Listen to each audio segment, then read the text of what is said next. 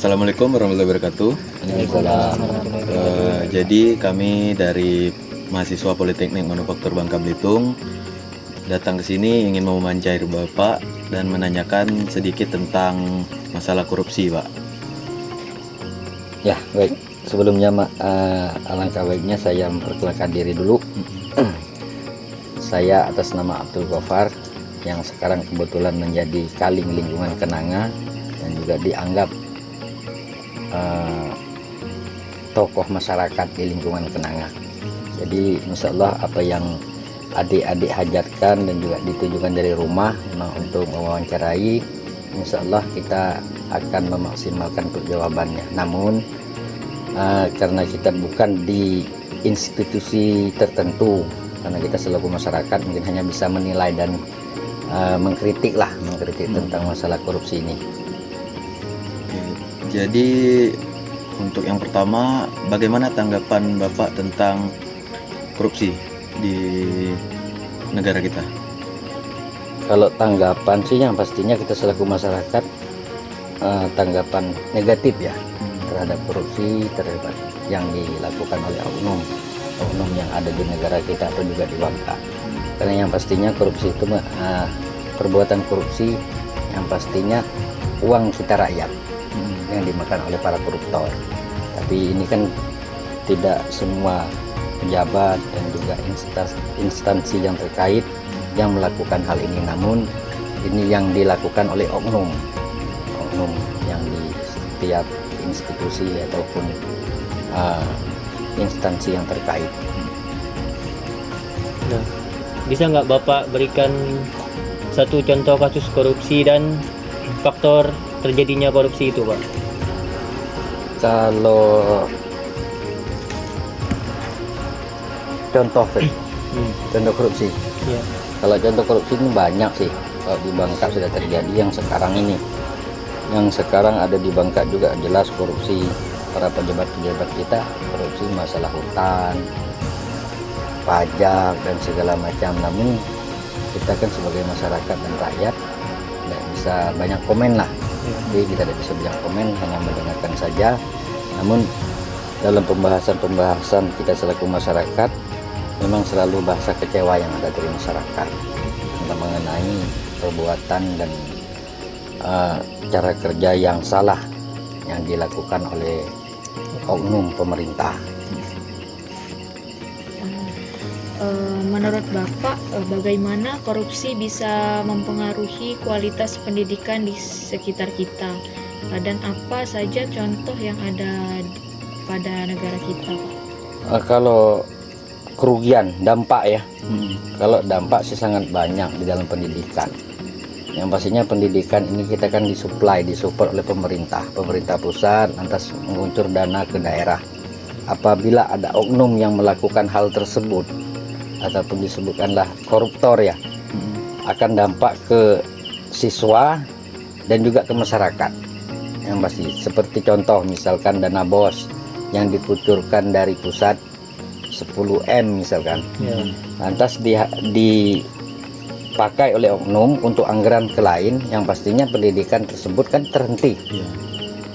Biar baik itu bangunan gedungnya dan juga perlengkapan untuk anak-anak dan juga untuk siswa, yang pasti kita sangat dirugikan dan juga sangat merasakan lah untuk hal tersebut. Pertanyaan selanjutnya, berikan contoh pemimpin yang berhasil mengurangi kasus korupsi dan bagaimana mereka melakukannya, Pak. Kalau contoh pejabat kita untuk sekarang ini belum ada contoh. Cuman insya Allah kalau dengan kepemimpinan Pak Presiden kita yang baru, mungkin kelihatannya ada mengurangi lah. Dan mengurangi ini kita lihat apakah di 100 hari kepemimpinan Presiden ini berlanjut ke 5 tahun atau enggak, wallahu a'lam bishawab. Cuman kalau kita katakan contoh terbaik belum ada di Bangka ataupun di Indonesia. Kita juga sendiri merasakan lah selaku masyarakat, apalagi kalian mahasiswa ya.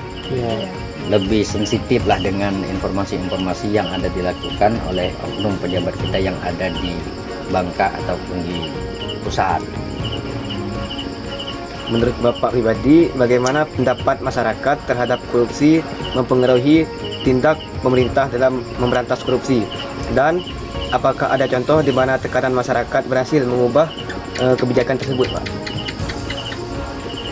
Ulangi yang ini, yang pertama tadi satu kalimat ya. Yang pertama, bagaimana pandangan masyarakat terhadap korupsi dapat mempengaruhi. Kalau pandangan masyarakat, ya, kalau pandangan masyarakat selalu tidak puas. Tidak usahakan pejabat ataupun siapapun yang terlibat di dalam kepengurusan. Yang baik aja dikritik oleh masyarakat. Apalagi ya, udah kelihatan yang negatif dan tidak baik. Yang pasti masyarakat sangat kecewa. Selanjutnya. Dan apakah ada contoh di mana tekanan masyarakat berhasil mengubah kebijakan tersebut, Pak? Kalau contoh untuk merubah sampai sekarang belum ada kelihatan di media ataupun di real di nyatanya belum ada perubahan, belum ada kelihatan. Baik, untuk selanjutnya mengapa pendidikan anti korupsi itu penting untuk generasi muda dan metode efektif untuk mengajarkan nilai-nilai anti korupsi kepada mahasiswa, Pak, dan siswa-siswa lainnya? Kalau dalam pendidikan memang pentingnya antisipasi tentang korupsi. Namun ini tidak terlepas dari personal. Memang kita selalu diajarkan masalah anti korupsi, tapi setidaknya kalian mahasiswa dan juga kita masyarakat melihat contoh. Kita nih manusia nih selalu melihat contoh yang ada nih bagaimana. Kalau contoh yang ada baik, ya kita belum tentu baik. Apalagi contoh yang tidak baik. Nah, jadi kalau contoh tidak baik, mungkin di kehidupan untuk masa sekarang ini kan kita tahulah saling bersaing masalah ekonomi dan segala macam. Itu akan berdampak ke para koruptor. Nah, untuk selanjutnya Pak, menurut Bapak seberapa besar sih Pak dampak korupsi untuk mempengaruhi di bidang ekonomi di Bangka maupun di Indonesia?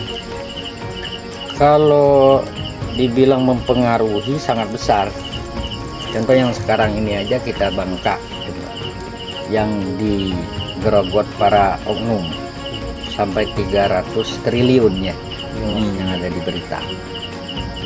Kalau misalkan ini mereka baik-baik saja dan juga bisa mengatur keuangan dan mereka real sesuai dengan undang-undang dan juga hukum agama masing-masing, pastinya kita rakyat Bangka ini kan makmur. Malahan kita duduk kayak ini dapat gaji itu kalau mereka benar.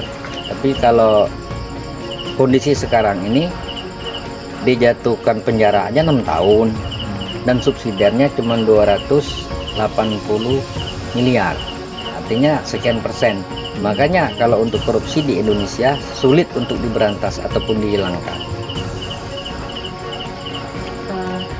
Kira-kira mekanisme apa yang dapat diterapkan untuk mendorong masyarakat melaporkan tindakan korupsi tersebut? Kalau mekanismenya tergantung kita dari awal. Kita katakan dari awal. Kalau untuk mekanisme kerja ini kita persiapkan dari awal. Yang pastinya kalau kita dari awal, salah satu contoh nih ya, kita mau masuk kerja aja mau kasih uang rokok, uang itu, uang ini. Ini sudah termasuk kan? Nah, cuman ini artinya antara dua belah pihak. Ketika mereka ini diterima kerja dan menjadi pejabat di satu tempat, yang pastinya kan gitu, balik modal. Iya Pak, modal. Nah, jadi yang pertama untuk kita merubah dan membentuk sistem, mekanisme untuk menghindari daripada korupsi, yang pertama personal. Apabila kita masih takut dengan hukum agama, hukum negara, insya Allah kita aman. Tapi kalau semua Allah sudah kita belakangi, negara undang-undang sudah kita singkirkan, tidak akan bisa berubah, tidak akan bisa baik. Baiklah Pak, apakah Bapak pernah menyaksikan atau mengalaminya di situasi korupsi dalam lingkungan kerja atau di lingkungan manapun? Kalau mengalami sih tidak pernah, karena kita kan selaku masyarakat kuli kan. Tapi di internal untuk di struktur dan pekerjaan kami selaku tukang bangunan, kemarin sempat menjadi subkon juga. Makanya proses para koruptor nih dari kecil sampai ke besar tuh ada.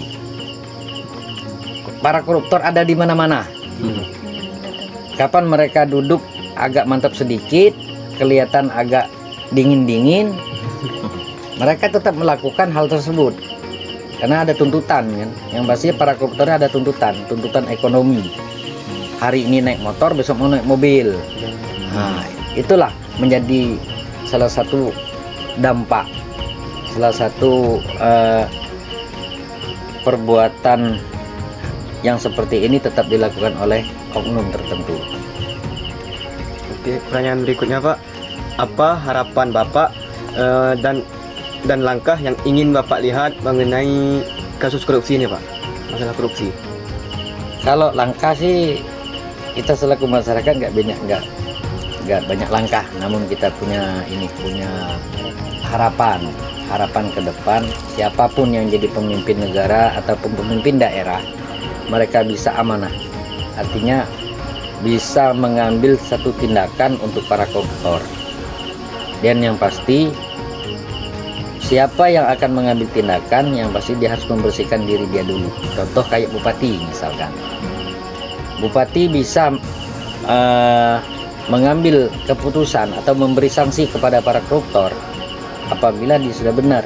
Tapi kalau satu pemimpin yang nggak benar, kecil kemungkinan untuk hal tersebut bisa kita tanggulangi ataupun kita hindari. Baik, untuk tanggapan Bapak, bagaimana Bapak menilai pengaruh budaya dan norma sosial terhadap korupsi di masyarakat? Kalau pengaruh sosial nggak jauh beda dengan pengaruh pendidikan. Yang namanya sumber kehidupan ini adalah uang.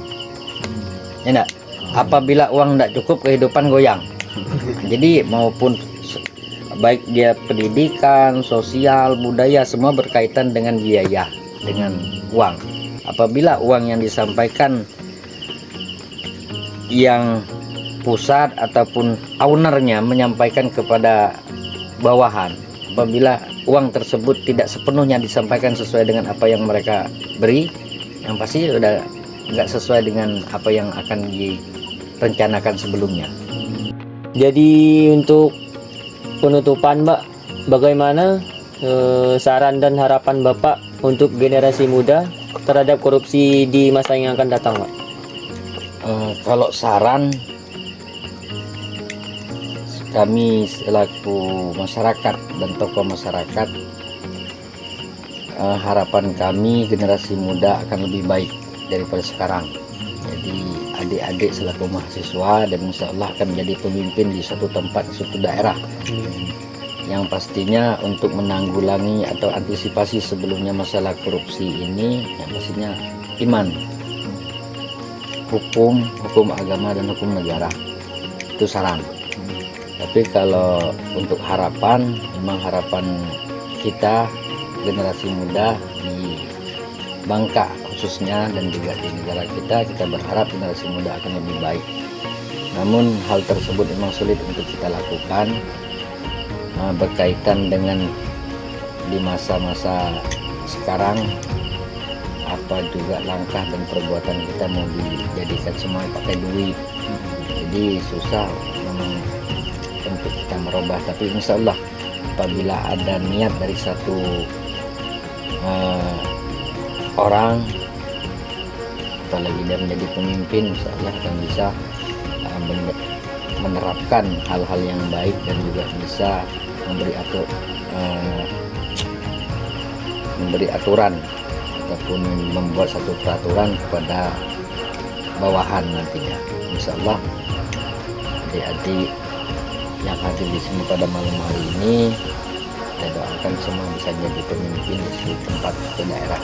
Ini saya selaku Kalim juga tokoh masyarakat mohon maaf dan kami titip untuk kedepannya insya Allah bangsa dan juga Indonesia, harapan kami lebih baik ke depan. Oke, terima kasih Pak. Terima kasih juga sudah meluangkan waktu untuk kami wawancarai terhadap kasus korupsi. Baiklah, untuk penutupan kita akhiri. Wabillahi taufik walhidayah. Wassalamualaikum warahmatullahi wabarakatuh.